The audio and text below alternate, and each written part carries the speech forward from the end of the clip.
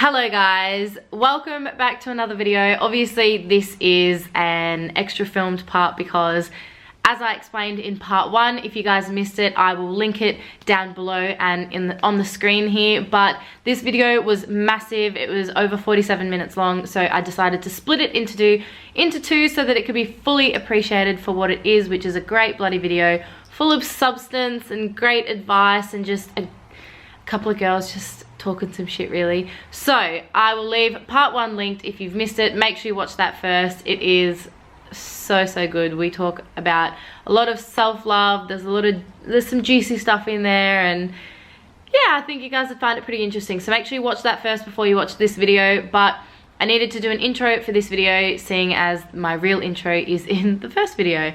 So thank you guys so much for watching. I hope you enjoy. It's a good bloody video, but I'll leave you to it. What has been your funniest moment with Francoise? Funniest? Time when we've absolutely shit ourselves laughing. Yeah, like I can't think of any though. Like our friendship is genuinely like pretty funny. Like we don't have a boring friendship. We just like get up and do. I don't know, we're both, because we're kind of like bad influences on each other, because we're like one in all in with us. So like if she's in the mood for something, I'm like, fucking hell, like I know I'm gonna have to do it.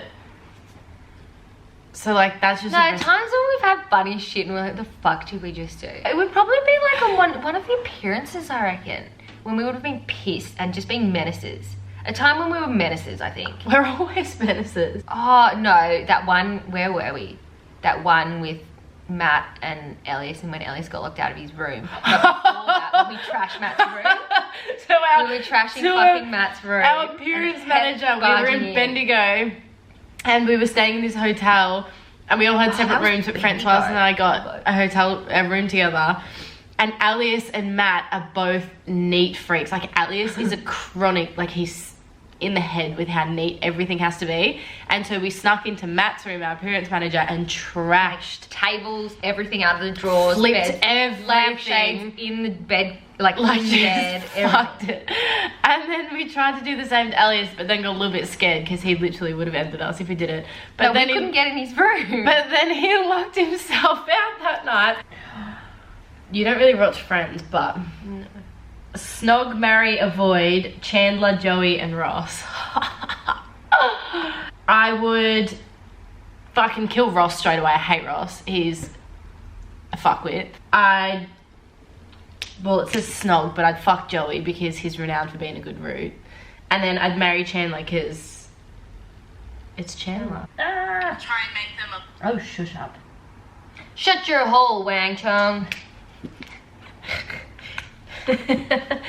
Eeny, meeny, miny, mo. Your mother was a hoe. Your mother was a hoe. You had a dog named Bobo. Is it a dog or a clown? Clown. Wow. See, that's the other thing, movies. When somebody can fill in blank spaces for movies, you're like, we're on the same page here, mate. Ride or die. Fave thing to do when you guys are together? Eat.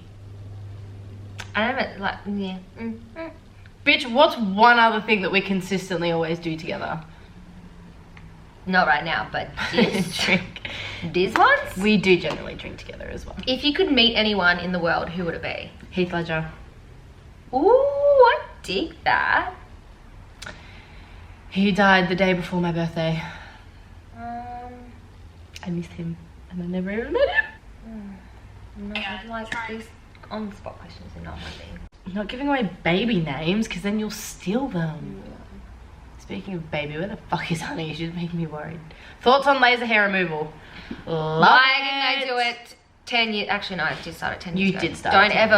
Don't just do it. It costs money, but don't. It's not even that expensive these days. If you think about it, getting waxed every like 4 weeks or something or 6 weeks is what, 40-50 bucks. I don't even know. And if you get ingrown hairs as well, oh my gosh, that's purely why I got it, was because I got really bad ingrown hairs. Yeah, and I started with underarms and bikini, and from then on I did my arms and my legs, and I was like, she's fuck, a seal now. Why didn't I do everything all at once?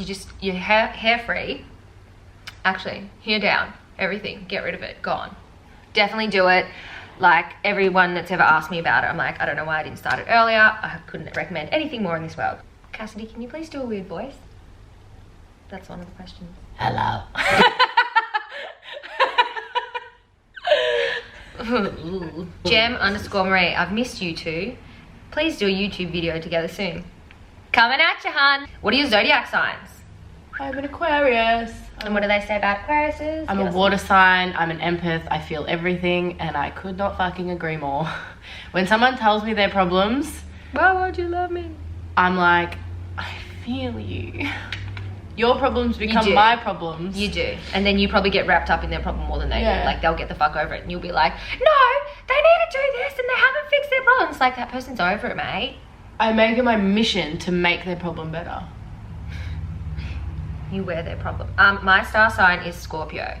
And I've been having a little bit of a discussion with a couple of friends lately about Scorpios, because everybody goes, ooh, you're a Scorpio, and like rolls their eyes, or there's like a stigma about Scorpio. But I feel like all the traits of a Scorpio. There's a stigma about every star sign. Yeah. What's your lucky number? 5 and 13. Mine is 5 and 13. You're not. Sometimes I chuck in an 11. No, 5 and 13. Nothing else. What do you mean? Why have you got 5 and 13? 5 because everything has to be on a multiple of 5. And do you do that with the volume on the TV? Yep. Yeah. I'm like, round it up, even though 5 isn't rounding it up. It's either 70 or 75. Yeah. And then 13 because it's everyone else's unlucky number. And I've won a lot of things on 13. I'm just drawn to the number 13. Yeah.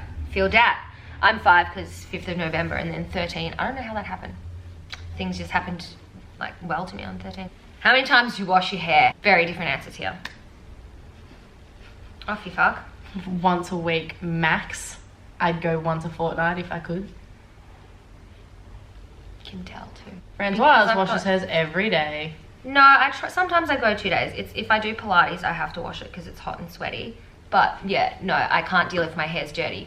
No fucking chance. As soon as my hair's dirty, I'm like, nope, can't go out. Need to go home. Need to wash it. Then we can resume. How did you learn to love your body? I don't know. I feel like this is a question that people look like a one answer fixes all, or like one answer fits all. Time. Time is how you learn to love your body. It's a maturity thing, because you could go through high school and you might find like 1 or 2 girls that are very like confident and just like, it is what it is. But it's a maturity thing. It comes with age. And it comes with, you're also stuck with that body that you've lived with for 25 years or 28 years. This is what I'm stuck with. And because it comes with maturity, because also on the same wavelength, you learn to stop caring what other people think of you. Because that's a big factor as well, is you're so concerned about, do other people think my hips look big, or like my thighs look big, or this or that. So once you stop caring what other people think of you, that drops out like 90% of any issues you have with your body. And then also, anything that's still really affecting you about your body, like if you absolutely hate your nose, you probably get to an age where you can fix it. Like, and I'm not saying plastic surgery is the answer, but there are things you can do. You learn to put makeup on differently. You learn to wear your hair differently, that changes your face shape. And like, I feel like there is a bad stigma around plastic surgery, and there is, because it's been so saturated in millennials that we think it's normal, and it's not normal. It's expensive, it's an upkeep, and there is a point of like learning to love yourself first. But if you hate your nose that much that it upsets you, you have no confidence, you struggle speaking to people, if it's going to better your life and you're doing it for yourself, that is when I'm like, get plastic surgery, do it.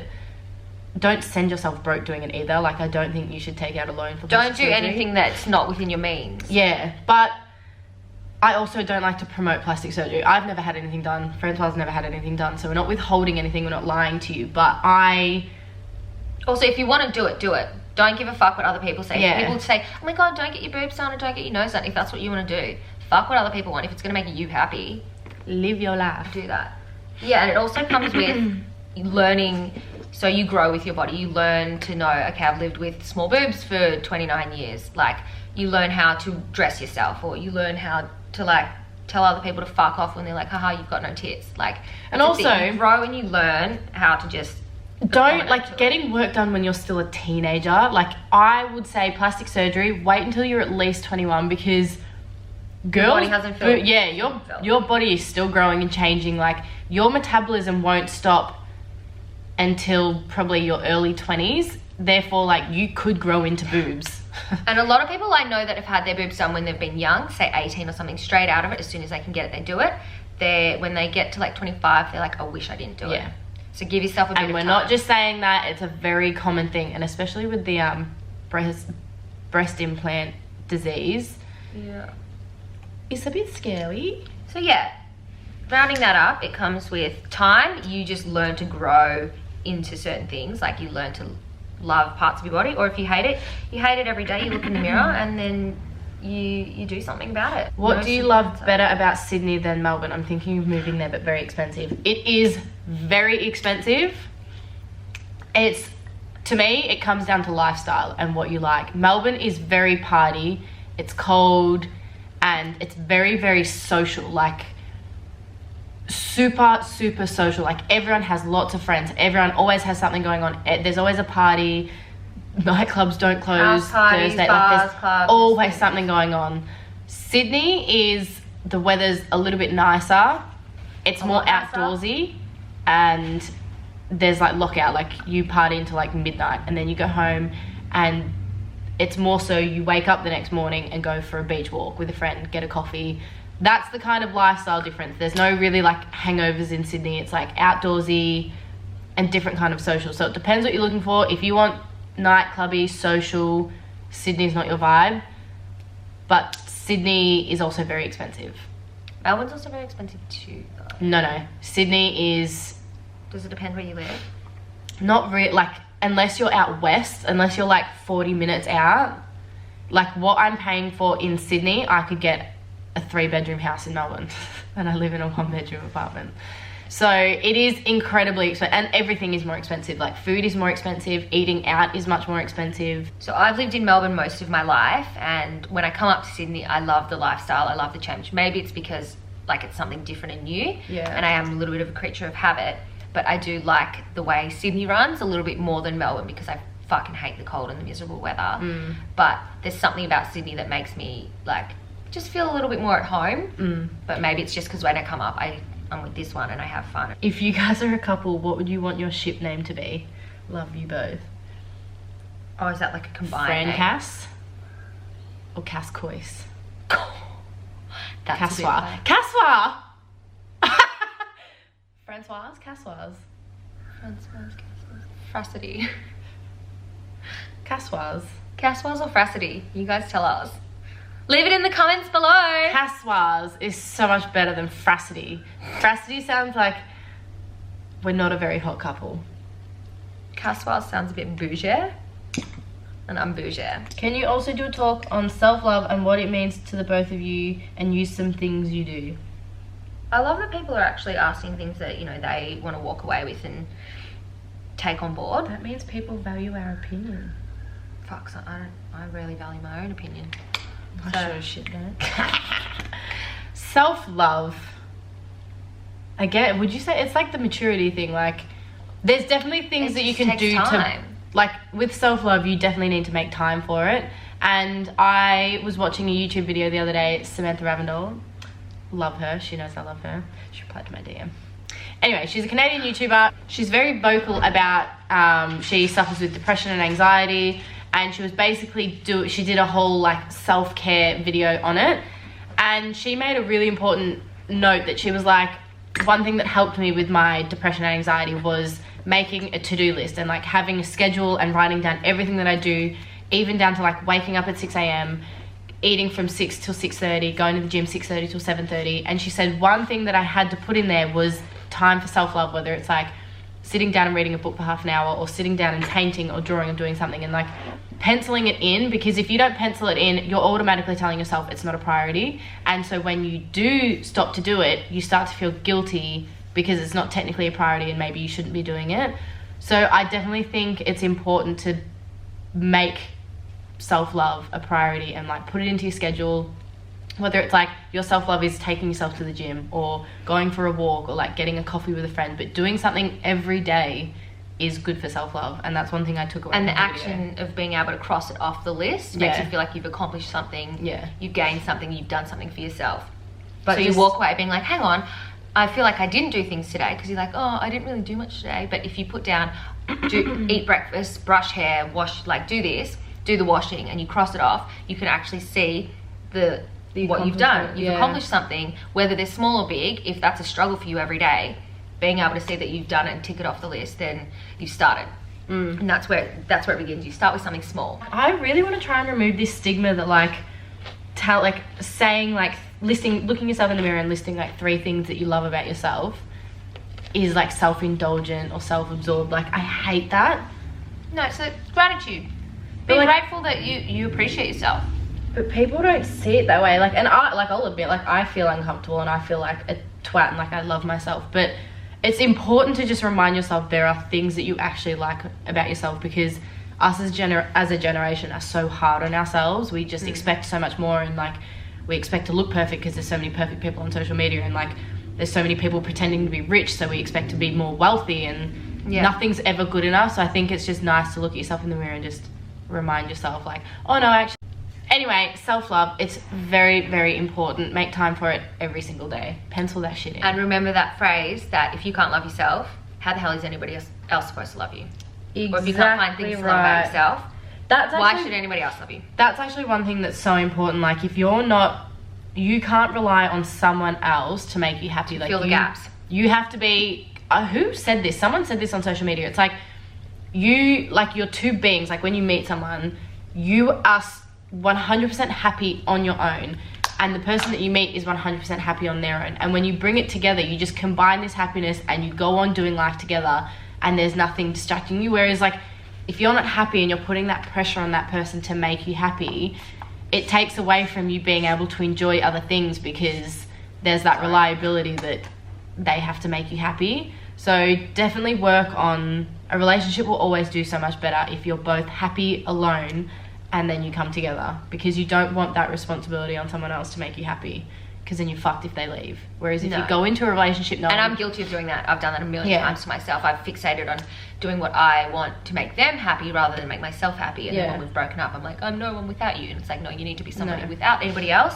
and then be somebody when you're together. Because at least if you go into a relationship knowing I'm happy how I am and he makes me so much happier, when you come out of it, you can slowly remind yourself, no, I was a whole human before this person. It'll take time, but I'll get back there. But if you go into it relying on them to make you happy and your soul happiness relies on them, it's going to be so much harder. So it's tough, but happiness is key. And that's what I said before. When I'm like, what job do you want, or what do you, ultimate career? I'm like, just be happy. Happy. Because it sounds so simple, but there's a lot of miserable people in this world. There's a lot of people that aren't happy. And happiness doesn't come easily either. It comes with small things and it comes with big things. So you can't ever compare. And you're not always going to be happy. Like you're going to have good days, bad days, good weeks, bad weeks. Like I just had a shit week and took a week off social media because I was having a shit time. And sometimes you know what you've got to do that for yourself. And that's exactly what you need to do. Get off social media, because social media isn't the fucking be all end all. It actually means nothing at the end of the day. It means a lot, but it just like, it's not where you should rely. Social media probably won't be around in 5 years. Apocalypse? No, I reckon there'll be a ban on it. It's too bad for people's mental health. There's a lot of like loving yourselves questions. Cassie, did you like Oreos? Oreos? Yeah. Fuck yeah. Fuck yeah. Oreos are great. Do you know they're also vegan? Yes. Yeah. Oh, let's actually Google your zodiac sign. Oh, here we go. Scorpio. Let's have a look. Strengths: resourceful, brave, passionate, stubborn, a true friend. Stubborn. True friend. See, I told you guys. Weaknesses: distrusting, jealous, secretive, violent. She ain't violent. I'm distrusting. Distrusting, fucking absolutely. Secretive. Yeah. Scorpio likes truth, facts, being right, long-time friends, teasing, a grand passion. Like you are a Scorpio. Scorpio dislikes dishonesty, revealing secrets, passive people. Oh yeah, no, we're very upfront. What's Aquarius say? Strengths: progressive, original, independent, humanitarian. Very true. I'm very independent. I don't like getting help from people.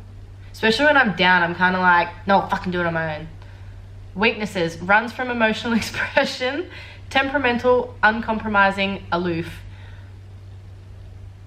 Yeah. Go on Sisters Village. Go on this page. Have you read these ones? Aquarius likes fun with friends, helping others, fighting for causes, intellectual conversation, a good listener. Yep. Yeah, that sounds about right. Yep. Dislikes, limitations, broken promises, being lonely, dull or boring situations, people who disagree with them. Broken promises burn me. If you make me a promise and you don't follow through. I.e. that day that apparently I was supposed to drive you and we didn't know, and you're like, you fucking... okay. It was the end of the world. The Aquarius woman. She's a true free spirit. She's very future oriented. She's always planning ahead and thinking about what's to come. Food. She was strong.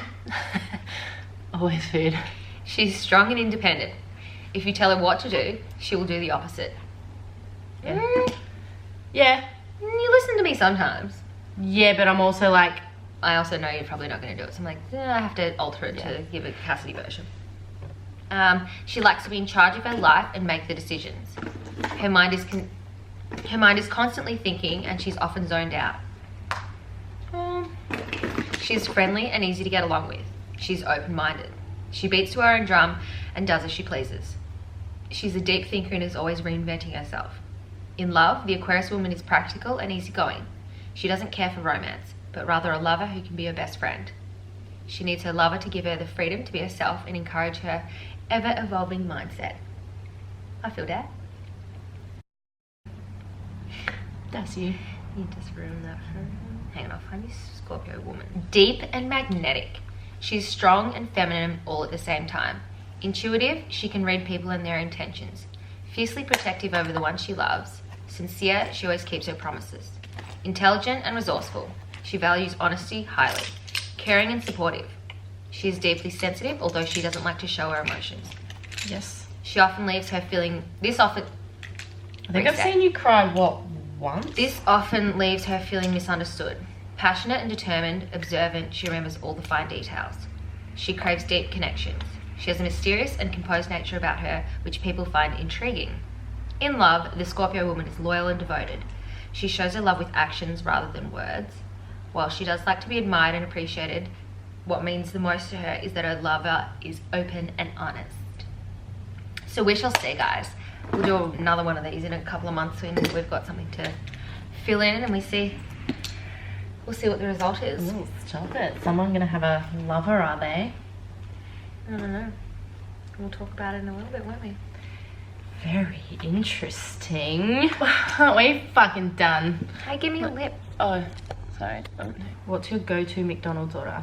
Oh, we've got the exact... This is when... That's when we realised we were best friends. Oh, no. Do you want to reiterate this story? Right. So this is the first time we came up to Sydney together. We were coming up... I don't know what we were coming up. That was for Eden's... We were coming up... Erin and Eden were still together. Reunion party. And yeah, we had that barbecue at Eden's. You guys might remember. So we were staying in an Airbnb. Me, Francoise, Shelby, and Mac. Or Eden. Girl Eden. And we were in bed. We got back from Eden's party. We were all drunk and hungry. And so we were like, fuck it, let's order Macca's. And it wasn't until it arrived. No, I'd ordered it. It was Uber Eats. And yeah. I think we were ordering it. And you were like, what do you want? What do you want? And we're like, fuck. No, because you're like, what'd you order? And I was like, I got a medium McChicken meal with 6 nuggets, Coke for the drink, and then... a cheeseburger. Yeah, cheeseburger. And then, did we get ice cream? We didn't get ice cream. No. And that's how you know you're friends with somebody, when you have the same Macca's order. Yeah. True friendship right there. That's our Macca's order. Did you go on Love Island?